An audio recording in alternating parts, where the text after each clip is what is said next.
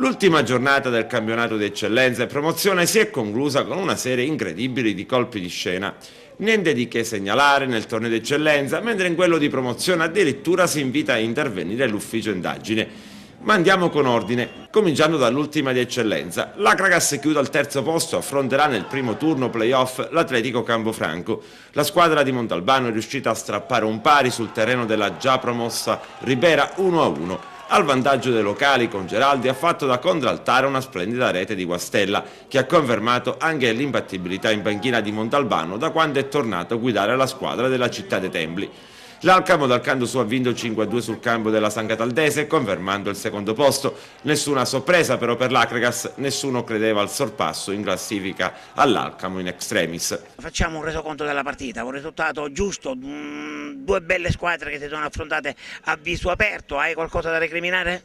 No, è stata una bella partita, quello che avevo detto in settimana, che vinceva diciamo, lo sport, però diciamo, il primo tempo è stata abbastanza equilibrata, siamo andati sotto su un episodio di un calcio d'angolo che mi dicono, sì, Piazza mi ha detto che non c'era, però ci sta, sapevamo che Ribera è forte sulle palle inattive, poi potevamo pareggiare con Marasco, abbiamo preso un palo. Credo che il primo tempo poteva essere pari, ma questo non è successo. Però nel secondo tempo la squadra ha giocato abbastanza bene, abbiamo pareggiato, però diciamo che il risultato più giusto sia il pareggio e quindi abbiamo mantenuto la terza posizione, che non era facile. Rispetto a un mese e mezzo fa, quando sono subentrato, era molto difficile, però abbiamo recuperato una condizione fisica, la squadra ha corso per 90 minuti, quindi sono abbastanza contento perché abbiamo giocato 4 diffidati in campo e non era facile. Quindi questo si è avvertito, qualche giocatore non ha dato, sì, un po' timoroso, non ha dato il 100%, magari su qualche episodio di fallo si sono fermati e quindi ci può anche stare. Infatti poi ho tolto 2 giocatori diffidati e gli altri li ho lasciati in campo. Diciamo che è andata bene tutto i punti di vista, non c'è nessuno squalificato, abbiamo raggiunto la terza posizione, quindi oggi diciamo una giornata abbastanza positiva. È stata una partita maschia, naturalmente tutte e due le squadre volevano vincere, il pareggio è stato giusto. Quindi festeggiamo stasera. Oggi invito tutti stasera alle 20 a venire in piazza e a festeggiare insieme alla squadra e tutti i giocatori del Ribera che hanno militato negli anni precedenti. Ma hai archiviato il campionato di eccellenza, quando cominciamo a pensare alla D? O già ci pensiamo? Più presto possibile perché la D non aspetta niente. Qui c'è di pagare subito l'iscrizione. Sappiamo che l'iscrizione è molto pesante, si parla di 60.000 euro solo per iniziare a giocare e poi del resto del tutto. Di conseguenza lancio un appello ai nostri cittadini di fare, questa è una mia idea copiata naturalmente dalle grandi società di calcio, di fare un azionariato popolare che solamente in questa maniera riusciremo a tenere ben salda la Serie D. I bianconeri dell'Alcamo nelle playoff affronteranno il Camarat di Maggio, quinto, che ha ceduto alla Parmonval 3-1.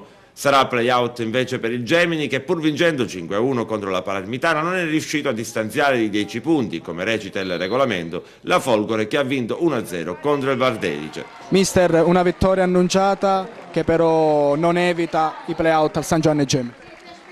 Non è che ci aspettavamo regali da nessuno, sappiamo il nostro campionato qual era e quale deve essere.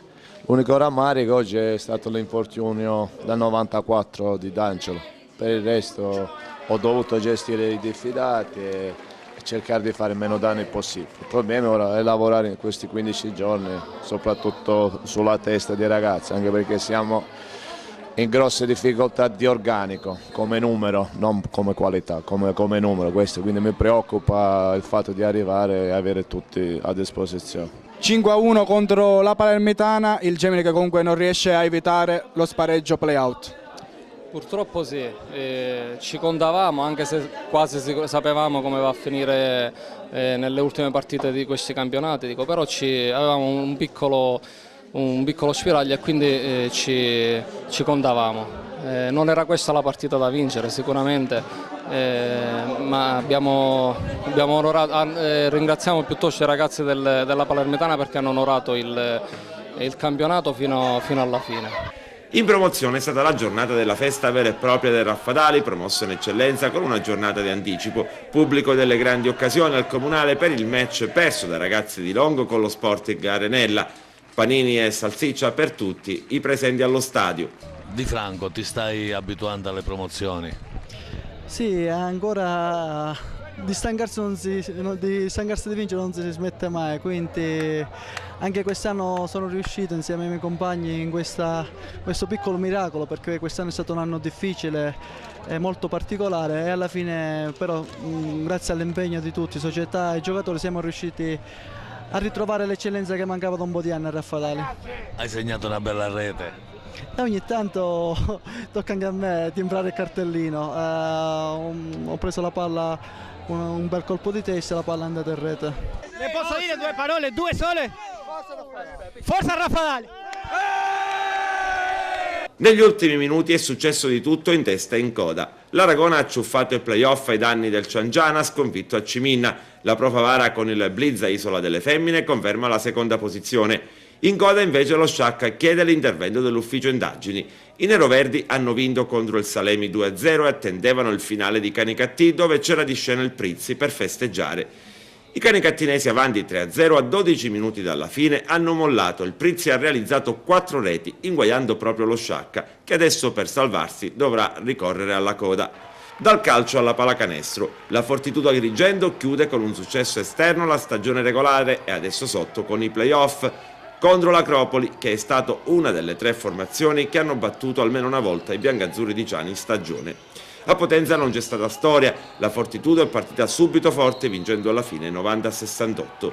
Per le gare interne dei playoff il patron della Fortitudo, Totò Moncada, ha deciso che il pubblico non pagherà nessun biglietto, si potrà assistere alle gare gratuitamente. Nella pallavolo infine, magari per mancanza di stimoli, l'Acragas cede ancora in casa, stavolta è Santo Stefano a portare via i 3 punti avendo chiuso il match per 3-7-1.